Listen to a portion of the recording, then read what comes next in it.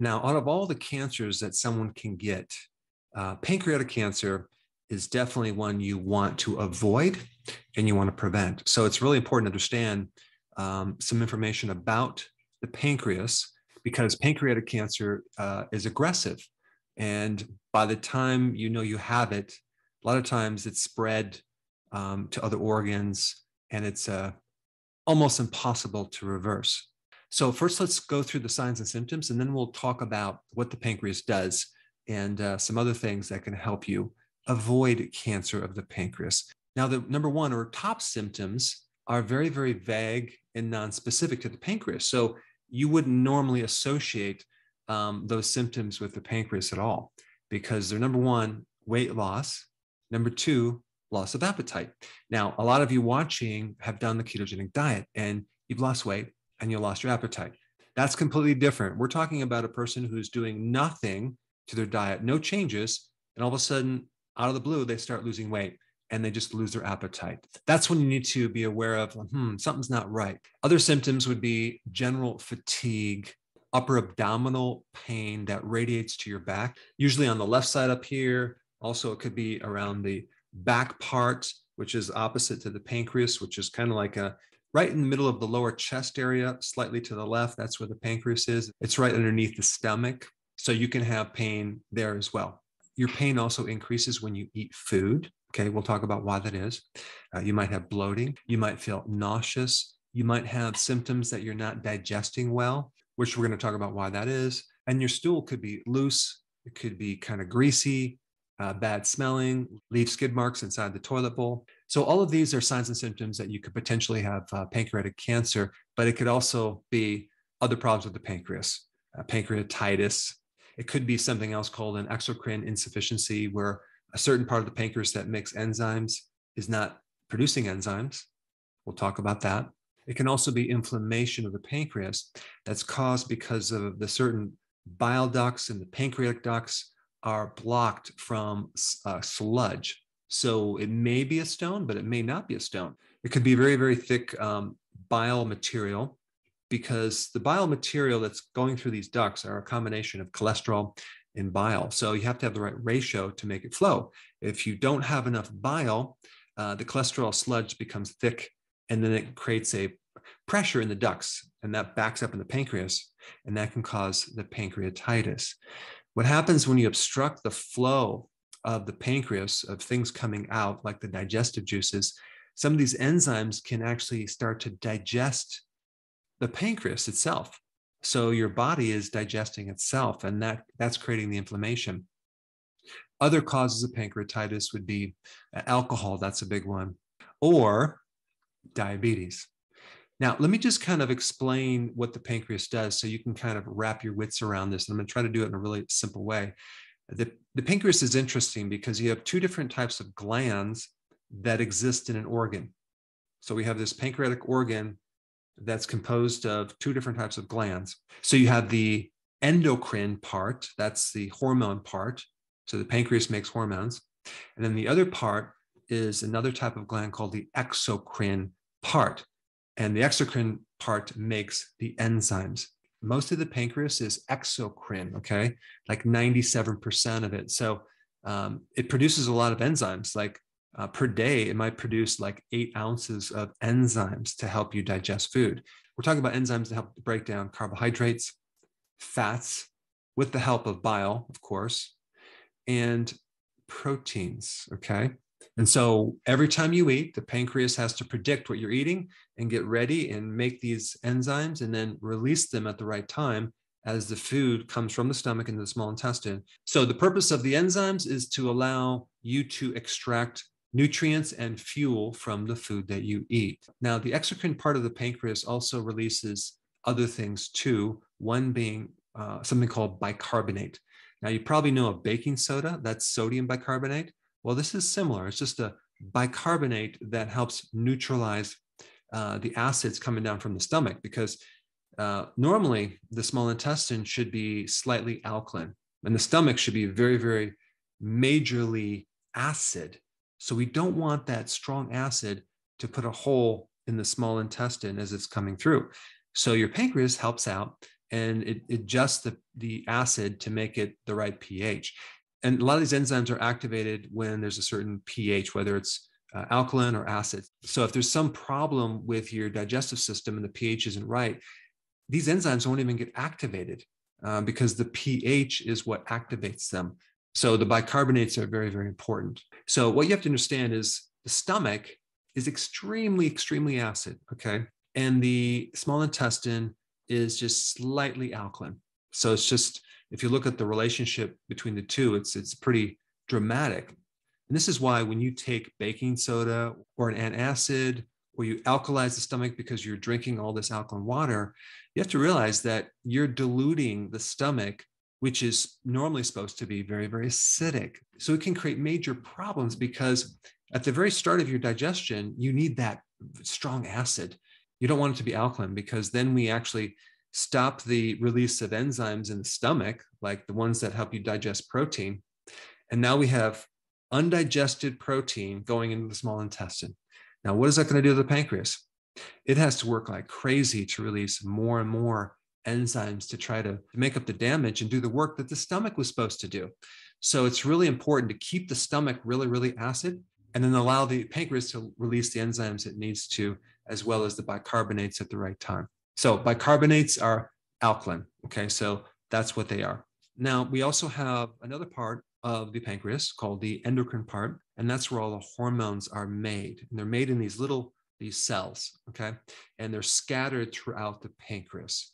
And we have certain cells that make insulin, which is about 70% of all those endocrine glands. 70% is insulin, okay? And then we have other cells that make another hormone called glucagon, and that kind of does the opposite of insulin. So if we look at insulin and we look at glucagon, so insulin has everything to do with storing glucose, okay, and also reducing blood sugars. So it takes glucose out of the cell, and it also puts it into storage as stored sugar in your liver and your muscles called glycogen. And then when you have too much glucose, it'll then convert the glucose into fat cells, okay? And also it converts it into cholesterol, and the fat is triglycerides, okay? So insulin is a storage hormone. Then we have glucagon. Glucagon does the opposite. It actually releases that stored glucose. And once you do that, it releases the fat for energy. So insulin is triggered when you eat, and mainly carbohydrates, but also somewhat protein. But believe it or not, it's not triggered by fat or fiber. Then we have glucagon that's triggered when you don't eat. So when you're fasting, it's also triggered when you're not eating sugar and you're eating protein. So a certain amount of protein will be triggered by glucagon. So we have an interesting thing with protein because both insulin and glucagon is triggered by protein. So you have both of these hormones, whereas glucose only triggers insulin. Now, some other things that will release glucagon would be, I already mentioned protein. Exercise is one. I already mentioned fasting. And so glucagon is all about extracting energy from stored glucose or stored energy as fat. And then we have some additional cells called somatostatin, and that has everything to do with satisfying your hunger. And so if you're hungry, you're going to stop eating. So it's kind of an inhibitory hormone. It kind of stops certain things from happening. And then we have two additional hormones, okay? We have somatostatin and another one called pancreatic polypeptide. Now, don't get caught up with the names. Just realize that these two hormones help to inhibit the other two hormones. They're kind of like the brake pads.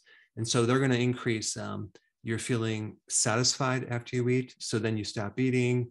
And they're also going to help you decrease the enzyme action. So they kind of complete the digestion as far as the pancreas goes. Because at some point after the pancreas has done its job, we have to have something to stop these chemical reactions from occurring. So they inhibit things. So they make you satisfied. They help you get rid of your hunger. They basically suppress the gastrointestinal process, okay? They kind of suppress the actions. So basically you have a couple hormones involved when you're eating, and then you stop eating, and then also some other hormones to help complete that digestion and inhibit things that happen in that area of your body.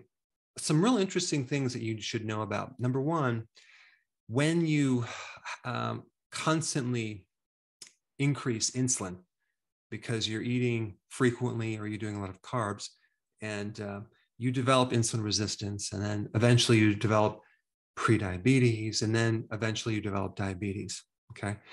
Diabetics start to have a atrophied pancreas. So if you're diabetic, the pancreas starts to get smaller. Okay. And some other things happen too. You start to get destruction of both gland parts of the pancreas. So diabetes really is just a dysfunction of the glands in your pancreas. So for example, diabetes type 1 is the destruction of the cells that produce insulin. And even type 2 is a major dysfunction of the cells that make insulin. But also, and this is what a lot of people don't realize, that insulin does greatly affect the enzyme production of the pancreas. Okay, so the exocrine part of the pancreas is significantly affected. This is why diabetics over time have a lot of digestive problems. They cannot extract the fat soluble vitamins that well from the food they eat. So they become deficient in vitamin A, which they need for the eyes, vitamin E for the heart, vitamin K, vitamin D. And so all of these vitamins are going to be on the low side because the enzymes are not released that well. And so diabetics get bloating. They have a lot of oxidation and free radical damage going on because of the glucose that is uncontrolled. They have a lot of inflammation in the pancreas, okay? And that can lead to cancer, as well as fibrosis. So you can see that when you have diabetes, it doesn't just affect the endocrine part of the gland, it affects the entire gland, which includes digestion and the enzymes that are released. And if we take a look at cancer, cancer occurs because there's damage to the mitochondria. And this damage can occur from chronic inflammation. And again, insulin could be responsible for that. Diabetics have a much higher risk of getting pancreatic cancer than other types of conditions. And also, if we take a look at pre-diabetic, what comes before that? Insulin resistance. The great majority of the population has insulin resistance. So they're kind of headed in this direction. And so this is why going on the ketogenic diet, the healthy version of the ketogenic diet, so you're also including a lot of high density nutrition, foods with antioxidants, good amounts of vegetables with the vitamins and minerals and things like that, are all really important so you can avoid getting cancer.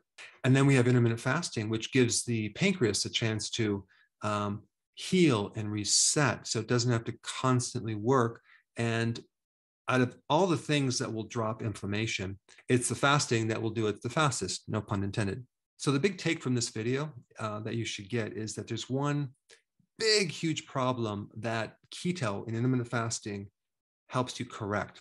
And it's insulin resistance, which is at the heart of diabetes. And that's what really causes you to go into diabetes. It's kind of like the first condition that occurs before prediabetes and then diabetes. So out of all the actions that you could do to avoid pancreatic cancer, and of course, I'm assuming you don't smoke or drink a lot, or you're not being exposed to chemicals, things like that, is the healthy version of the ketogenic diet with intermittent fasting. So I hope you have more information on the pancreas, but I really want you to watch this video on the relationship between inflammation and cancer. Check it out. I put it right here.